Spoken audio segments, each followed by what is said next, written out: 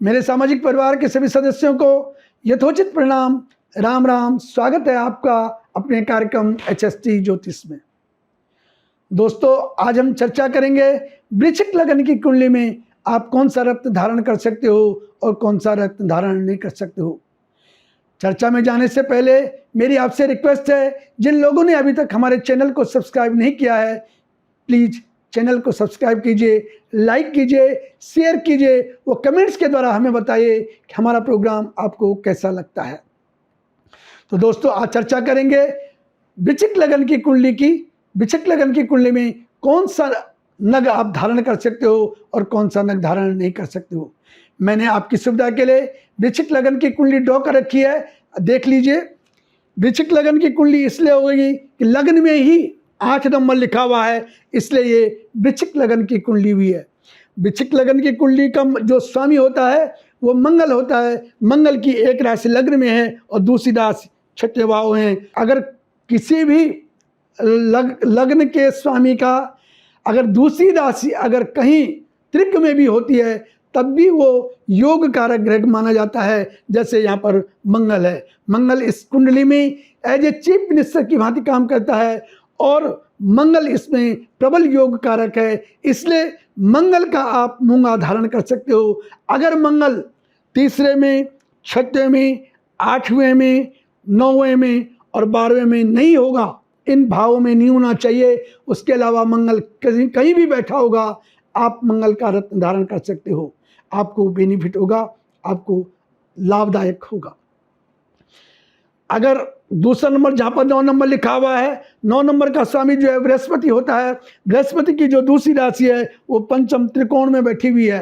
12 number लिखा हुआ है, इन दोनों भावों का स्वामी बृहस्पति है। बृहस्पति इस कुंडली में प्रबल योग कारक है। बृहस्पति का नग इस कुंडली में आप पहन सकते हो। अगर बृहस्पति तीसरे स्थान में, छठवें स्थान में, 8वें स्थान में और 12वें स्थान में होगा तो बृहस्पति का नग पुखराज नहीं पहनना है। बाकी बृहस्पति कहीं भी कुंडली में बैठा होगा, आप बृहस्पति का नग पहन सकते हो। बृहस्पति का नग पहनने से आपको बेनिफिट होगा, आपको लाभदायक होगा, आपको जो है बहुत बेनिफिट होगा, क्योंकि बृहस्पति प्रबल योग कारक ग्रह है। तीसरा अंक जहाँ पर 10 नंबर लिखा हुआ है, 10 नंबर का स्वामी शनि होता है और चौथे भाव का स्वामी शनि होता है। इन दोनों भावों का स्वामी शनि है। शनि यहाँ पर केंद्र का स्वामी होने की वजह से, एक अच्छे भावों का स्वामी होने की वजह से और लग्नेश की उल्टी पाल्टी होने की वजह से यहाँ पर सम की पदवी लेकर के शनि बैठा हुआ है। शनि की प्लेसमेंट बताएगी कि शनि का रत्न आप धारण कर सकते हो कि नहीं कर सकते हो। अगर शनि छठवें भाव में, 8वें भाव में, 12वें भाव में और तीसरे भाव में, अगर इन भावों में बैठा होगा तो शनि का रत्न नहीं पहनना चाहिए। बाकी आप शनि का रत्न धारण कर सकते हो। उसके बाद देख लीजिए आप, जहाँ पर 7 नंबर में जहाँ पर 2 नंबर लिखा हुआ है, 2 नंबर का स्वामी और 12 नंबर जहाँ पर 7 नंबर लिखा हुआ है, इन दोनों भावों का स्वामी शुक्र होता है। शुक्र इस कुंडली में मारक ग्रह है। शुक्र का नग इस कुंडली में कभी धारण नहीं करना चाहिए, क्योंकि मैंने पहले भी आपको कई बार बात कर चुकी हैं। योग कारक ग्रह का आप नग धारण कर सकते हो, मारक ग्रह का नग कभी भी धारण नहीं करना चाहिए। उसके अलावा अष्टम स्थान जहाँ पर 3 नंबर लिखा हुआ है, 3 नंबर इसका स्वामी बुध होता है। बुध की जो मूल त्रिकोण राशि है वो 11वें भाव में है। इन दोनों भावों का स्वामी जो है बुध है। बुध भी इस कुंडली में मारक ग्रह है, इससे बुध का नग पन्ना इस कुंडली में धारण नहीं करना चाहिए। उसके अलावा 9वां भाव जहाँ पर 4 नंबर लिखा हुआ है, ये चंद्रमा की राशि है।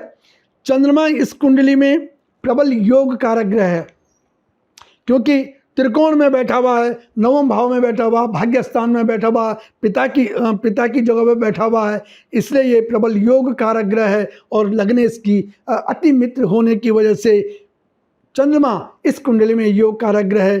चंद्रमा अगर लग्न में भी चंद्रमा का नग नहीं पहनना चाहिए।